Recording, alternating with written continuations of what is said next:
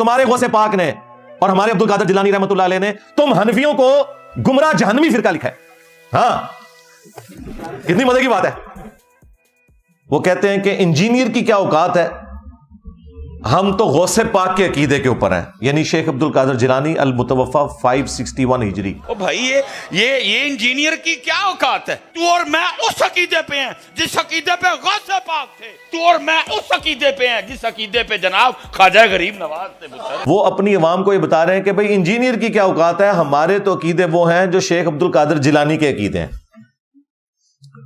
تو معذرت کے ساتھ اس سے بڑا کوئی بلنڈر ہی نہیں ہے. تمہارا شیخ عبد القادر جیلانی کے ساتھ کیا لینا دینا؟ تم نماز کے جس طریقے کو مکھیاں مارنا کہتے ہو, تم نے اپنی پبلک کو یہ بتایا کہ یہ بغلوں میں بت رکھ کے آتے تھے تو رفع الیدین ہوتا تھا.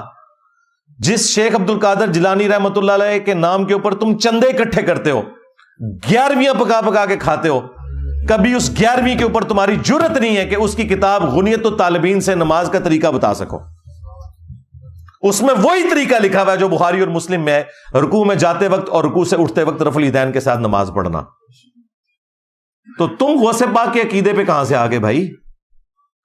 اسی کتاب غنیت الطالبین میں تمہارے غوث پاک نے اور ہمارے عبد القادر جیلانی رحمۃ اللہ علیہ نے تم حنفیوں کو گمراہ جہنمی فرقہ لکھا ہے. ہاں کتنی مزے کی بات ہے. اور اس سے زیادہ تکلیف دہ چیز انہوں نے لکھا ہے کہ اہل حدیث اصل میں اہل سنت ہے. چلو 2 چھکے مار کے گئے نے تو اور یہ چھاپی بھی ہے خود بریلویوں نے. نماز کا طریقہ عقیدے وہ تو تمہارے والے ہے ہی نہیں تھے.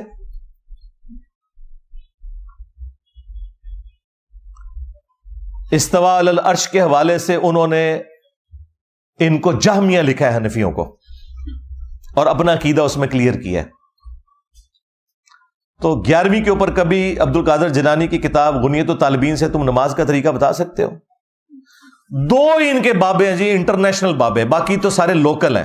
انٹرنیشنل بابے جو ہے نا 2 ہی ہیں, اور میں ان دونوں کی عزت کرتا ہوں کتاب و سنت کی حدود کے اندر. نمبر 1 امام محمد غزالی المتوفا 505 ہجری, اور نمبر 2 شیخ عبد القادر جیلانی المتوفا 561 ہجری.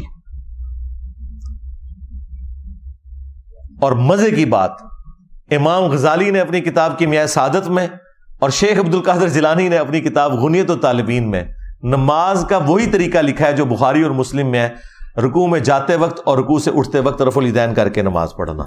اب مجھے بتائیں, یہ جو یہ کہہ رہا تھا کہ انجینئر تیری کیا اوقات, ہم غوث پاک کے عقیدے کے اوپر ہیں, تمہاری تو نماز ہی غوث پاک والی نہیں ہے. اور اگر تم یہ کہتے ہو کہ نہیں وہ تو حنبلی تھے, تو یہ بھی جھوٹ ہے, انہوں نے کہیں نہیں لکھا کہ میں حنبلی ہوں.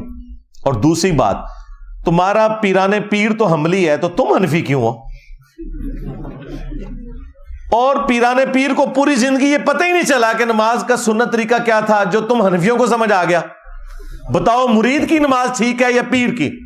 آپ کو تو کہتے ہیں فنافی شیخ ہو جاؤ, تو کیوں نہیں ابھی تک فنافی شیخ ہوا؟ ہاں یہ ان کی لینگویج میں انہیں جواب ہے. ہم تو فنافی شیخ ہیں, ہمارا شیخ تو وہ ہیں جن کی قبر مدینے میں صلی اللہ علیہ وآلہ وسلم, جو ہمارے باپ بھی ہیں روحانی طور پہ. النبی اولا بالمؤمنین من انفسہم وازواجہ امہاتہم, نبی مومنین کی جانوں پر ان سے بڑھ کر حق رکھتے ہیں, اور نبی کی بیویاں امت کی مائیں ہیں. لیکن تم فنافی شیخ کیوں نہیں ابھی تک ہوئے کہ تم غوث پاک کی 11ویں جو پکا پکا کے کھا رہے ہو اور تونے بڑھا رہے ہو, کبھی اس 11ویں کے اوپر غنیت الطالبین کھول کے غوث پاک کی نماز کا طریقہ بتایا عوام کو؟ تو یہ بھی تمہارا دعویٰ بالکل غلط نکلا.